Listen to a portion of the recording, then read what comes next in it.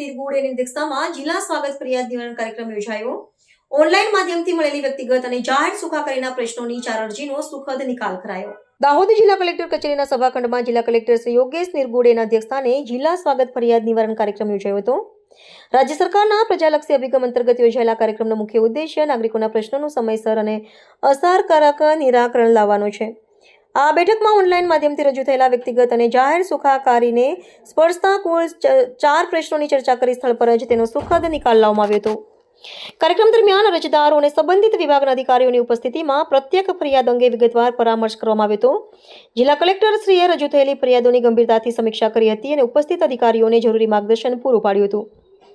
તેમણે વહીવટીતંત્રના અમલીકરણ અધિકારીઓને સ્પષ્ટ તાકીદ કરી હતી કે નાગરિકોની રજૂઆતો પ્રત્યે સંવેદનશીલ અભિગમ દાખવીને સરકારની નિયત માર્ગદર્શિકા મુજબ સમયમર્યાદામાં ઝડપી કાર્યવાહી સુનિશ્ચિત કરવી. આ સ્વાગત કાર્યક્રમમાં પ્રજા અને પ્રશાસન વચ્ચે વિશ્વાસનો સેતુ બનાવી રહ્યો છે, જેના થકી વહીવટમાં પારદર્શિતા અને જવાબદારીની ભાવના સુદૃઢ બની છે. આ બેઠકમાં જિલ્લા વિકાસ અધિકારી શ્રી સ્મિત લોઢા, જિલ્લા પોલીસ અધિક્ષક શ્રી રવિરાજસિંહ જાડેજા, નિવાસી અધિક કલેક્ટર શ્રી જે.એમ. રાવલ, જિલ્લા ખેતીવાડી અધિકારી, નગરપાલિકા ચીફ ઓફિસર તેમજ નાયબ પોલીસ અધિક્ષક સહિત જિલ્લાને તાલુકા કક્ષાના વિવિધ વિભાગોના અધિકારીઓ ઉપસ્થિત રહ્યા હતા.